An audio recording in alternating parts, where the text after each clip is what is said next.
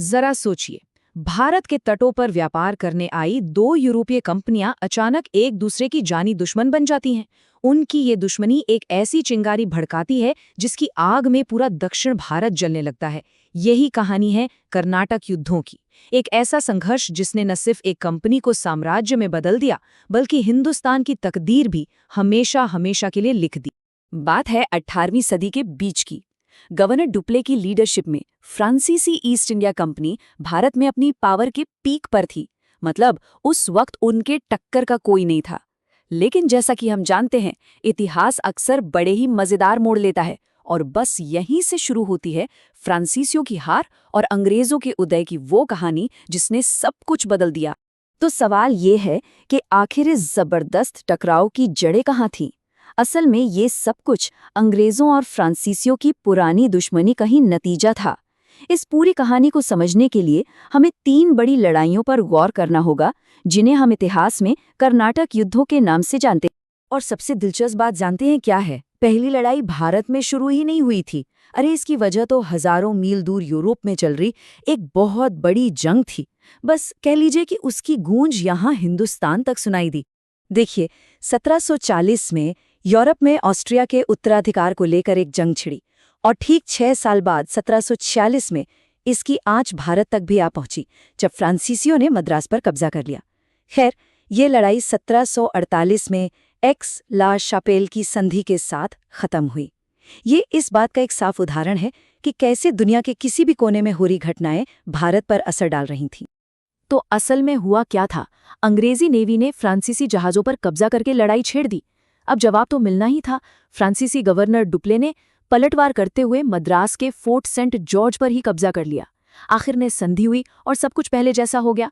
अंग्रेजों को मद्रास वापस मिला तो फ्रांसीसियों को नॉर्थ अमेरिका में लुइसबर्ग। लेकिन असली खेल तो पर्दे के पीछे चल रहा था। डुप्ले ने इस मौके का फायदा उठाकर दक्षिण भारत में फ्रांसीसी दबदबे को और भी ज्यादा बढ़ा लिया था। अब आते हैं दूसरे दौर पर। इस बार लड़ाई का तरीका ही बदल गया। ये एक लोकल मामला था। मतलब इस बार यूरोपीय ताकतें सीधे सीधे नहीं लड़ रही थी, बल्कि भारतीय राजाओं के कंधे पर बंदूक रखकर चला रही थी। इस लड़ाई की शुरुआत 1749 में हुई और मुद्दा था हैदराबाद और कर्नाटक की गद्दी का। ये पूरी तरह से एक लोकल मामला था। फिर 1754 में कहानी में एक बड़ा ट्विस्ट आया, जब डुप्ले को फ्रांस वापस बुला लिया गया और 1755 में पौंडीचेरी की संधि के साथ ये चैप्टर भी क्लोज हो गया। ये प्रॉक्सी वॉर का एक क्लासिक केस था। कर्नाटक में फ्रांसीसियों ने चंदा साहिब का साथ दिया तो अंग्रेजों ने मोहम्मद अली का। भारतीय राजा महाराजा मानो इन यूरोपीय ताकतों के लिए शतरंज के मोहरे बन गए थे और ये एक बहुत ही खतरनाक खेल था। और तभी कुछ ऐसा हुआ जिसकी किसी को उम्मीद नहीं थी। 1754 में फ्रांसीसी सरकार ने डुप्ले को वापस बुलाने का फैसला किया। ये फ्रांसीसियों के लिए एक बहुत बड़ा झटका था। जिस आदमी ने फ्रांस के इतने बड़े बड़े सपने देखे थे, उसे ही उसकी राजनीतिक महत्वाकांक्षाओं और बेहिसाब खर्चों की वजह से खेल से बाहर कर दिया गया।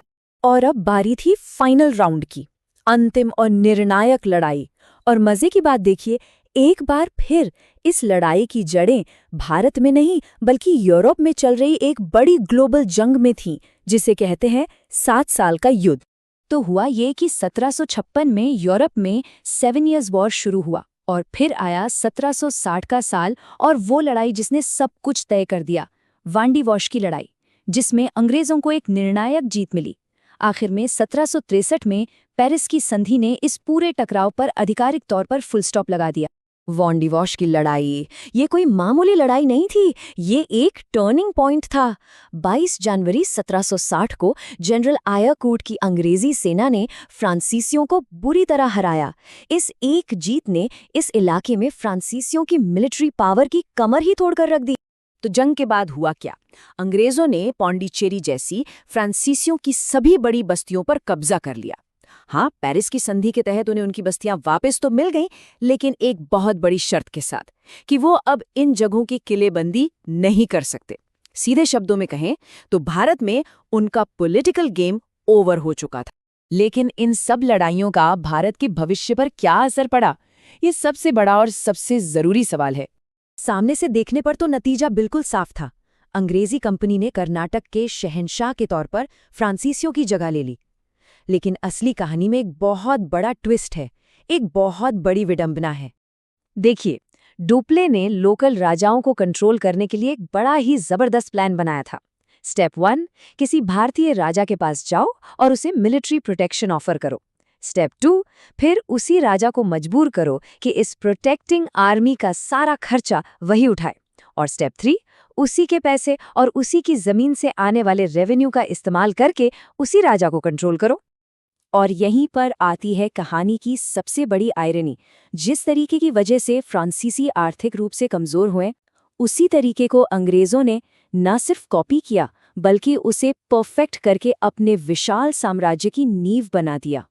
तो ये हमें एक बहुत ही दिलचस्प सवाल पर लाकर खड़ा कर देता है कि कैसे एक ऐसी स्ट्रैटेजी जो फ्रांसीसियों की हार का एक कारण बनी, वही अंग्रेजी साम्राज्य का ब्लूप्रिंट बन गई।